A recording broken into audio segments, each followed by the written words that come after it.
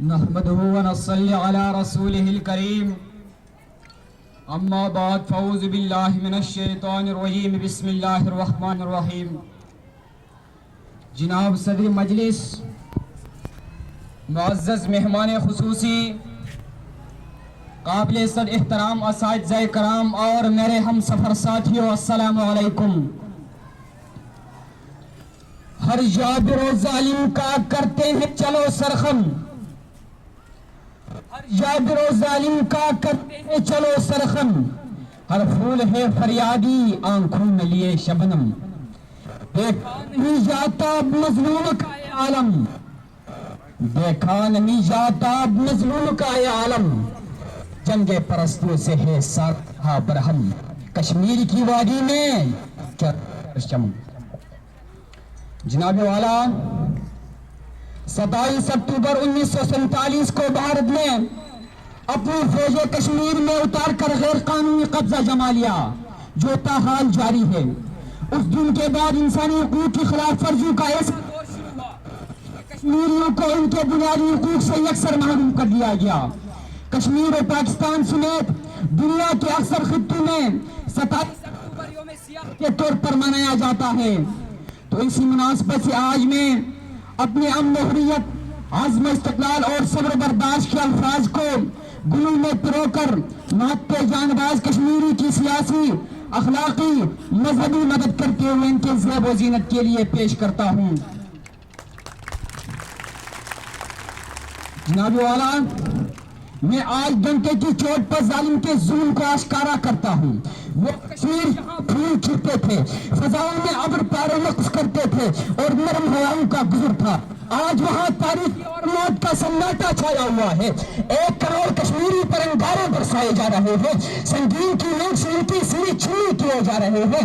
جہاں بارشات تو آتی ہے مگر ہزاروں دشت صحرا کی تپسات لاتی ہے، جہاں سر و سمن صبر سے اپنے سر جھکائے سوچ میں دل ہے، جہاں سیلی چمن میں گل بلبل کسی سازش کے گھر سے دور دور رہتے ہیں، جہاں تارین خوشنما بے چارگی سے بین کرتے ہیں، جہاں راتوں کو تنہائی اور دنوں میں کرب و بے بسی کا دور دورہ ہے۔ معزز سامعین، انڈیا نے گزشتہ 8 دہائیوں سے کشمیری مسلمانوں کی آزادی طلب کر کے جنرل نذیر وادی کشمیر میں دہشت گردی کا بازار گرم کر رکھا ہے۔ کشمیری کو ان کے اپنے حقوق سے محروم کیا گیا ہے، لیکن ان کے ٹھیکیداروں کو کان پر چون تک نہیں رینگتی۔ آتی ہے صدا سوخ تلاشوں سے مسلسل، آتی ہے صدا سوخ تلاشوں سے مسلسل، انسان کو آواز دو انسان کہاں ہے۔ جناب والا، آج ہم جس طرف نظر دوڑائیں عالم اسلام لہو لہو نظر آتا ہے۔ فلسطینی پر ظلم کے پہاڑ توڑے جا رہے ہیں، فلسطینی کو اپنے حقوق سے محروم کیا جا رہا ہے، لیکن ان کے نام نہاد علمبرداروں کے کان پر جوں تک نہیں رہتی۔ جعلی مقابلوں کو خدا دیکھ رہا ہے، امت کے قاتلوں کو خدا دیکھ رہا ہے، امت کے بہترین جوان مارنے والوں پتھر نما دھڑوں کو خدا دیکھ رہا ہے۔ لختے جگر کی لاش پہ رو رو کی طرح ہوئے، لختے جگر کی لاش پہ رو رو کی طرح ہوئے، ان بھیگی آنچلوں کو خدا دیکھ رہا ہے۔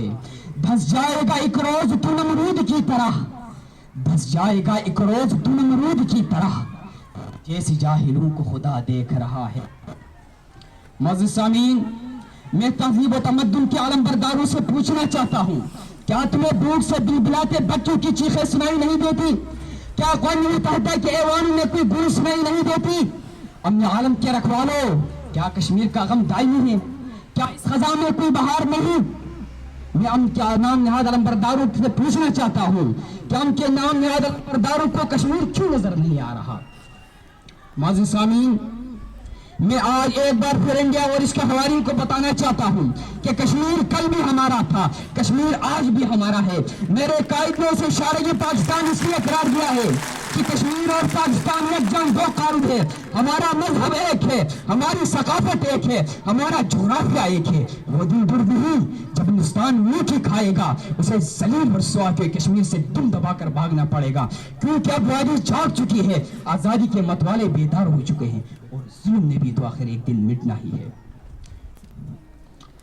آج ہم یہ اعلان کرتے ہیں کہ ہم ہر محاذ پر آزادی کشمیر کی جنگ لڑیں گے, ان کی سیاسی و سفارتی مدد کرتے رہیں گے اور انہیں مدد بہم پہنچاتے رہیں گے.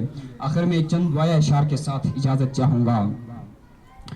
امید ابھی کچھ باقی ہے, ایک بستی بسنے والی ہے, جس بستی میں کوئی ظلم نہ ہو اور جینا کوئی جرم نہ ہو, وہاں پھول خوشی کے کھلتے ہو اور سارے موسم ملتے ہو, بس رنگ اور نور برستے اور سارے ہنستے بستے ہو.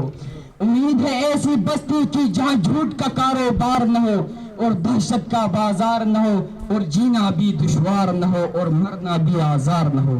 یہ بستی کاش کشمیر ہو, یہ بستی کاش فلسطین ہو. آخر دعوانا الحمد.